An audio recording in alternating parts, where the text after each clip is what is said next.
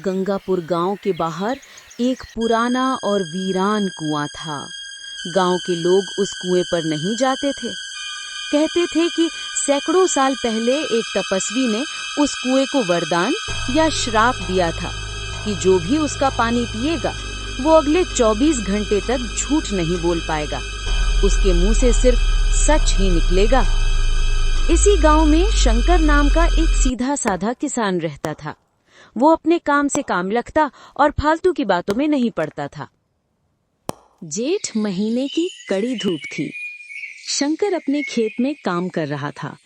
काम करते करते उसकी मटकी का पानी खत्म हो गया। उसका गला प्यास से सूख रहा था।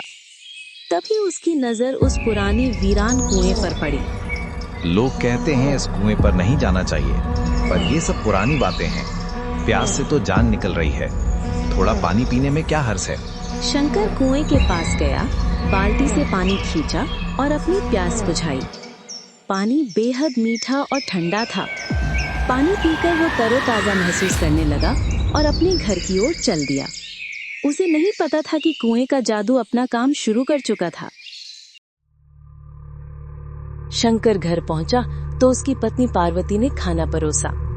आज खाने में लौकी की सब्जी बनाई है, कैसी बनी है जी?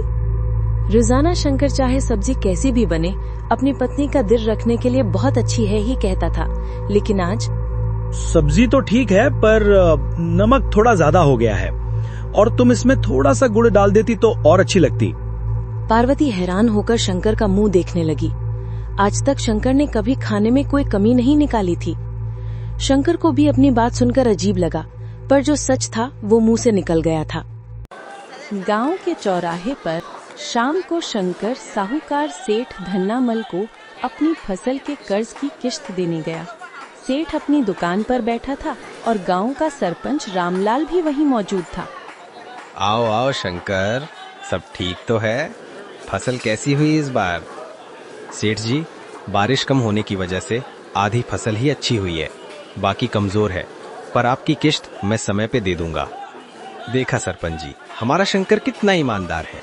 हमारे गांव के सभी किसान ऐसे ही शरीफ हैं, तभी तो मैं भी ईमानदारी से इनकी मदद करता हूँ। जैसे ही सेठ ने ईमानदारी शब्द बोला, शंकर से रहा नहीं गया और कुएं के पानी का असर हो गया। आप ईमानदारी की बात मत ही कीजिए सेठ जी। पिछले हफ्ते जब मैं अनाज तौलवाने आया था तो आपने अपने तराजू के नीचे चुंबक लगा रखा था। मेरा 5 किलो अनाज आपने यूं ही मार लिया। ये सुनते ही वहाँ सन्नाटा छा गया। सेठ धन्नामल का चेहरा सफेद पड़ गया और सरपंच गुस्से से खड़ा हो गया। चुप कर शंकर, तेरी हिम्मत कैसे हुई सेठ जी पर इल्जाम लगाने की? पागल हो गया है क्या? सरपंच जी, आप तो चुप ही रहिए। कल ही तो आप सेठ जी से कह रहे थे कि सरकार ने जो कुआं खुदवाने के पैसे भेजे हैं उसमें से आधा आप रखेंगे और आधा सेठ जी, और कागजों में दिखाएंगे कि पूरा पैसा लग गया। मैंने खुद अपने कानों से सुना था। अब तो जैसे भूचाल ही आ गया। शंकर ने गांव के सबसे ताकतवर 2 लोगों का कच्चा चिट्ठा सबके सामने खोल दिया था। गांव के जो लोग वहां खड़े थे वो कानापूसी करने लगे, क्योंकि वो जानते थे कि शंकर झूठ नहीं बोल रहा है। और सरपंच ने शंकर को बहुत धमकाया, लेकिन शंकर के मुंह से तो बस सच ही निकल रहा था। उसने गांव वालों के सामने उनकी और भी कई काली करतूतें गिना दी।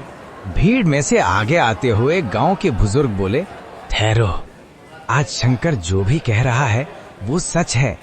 ये हम सब जानते थे, पर किसी में बोलने की हिम्मत नहीं थी। लगता है आज इसने अनजाने में ही सच्चाई के कुएं का पानी पी लिया है।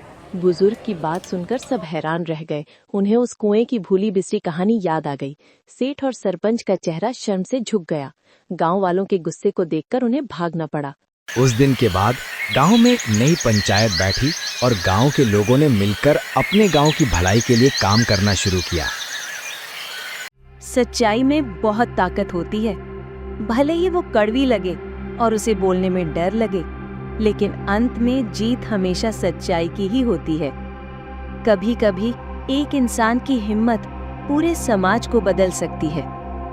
अगर आपको ये कहानी पसंद आई हो तो इसे लाइक और शेयर जरूर करें। और हाँ, ऐसी ही और मजेदार और सीख देने वाली कहानियाँ देखने के लिए समृद्धि की दुनिया चैनल को अभी सब्सक्राइब करें। घंटी वाला बटन दबाना मत भूलिएगा ताकि हमारी नई कहानियों की सूचना आपको सबसे पहले मिले।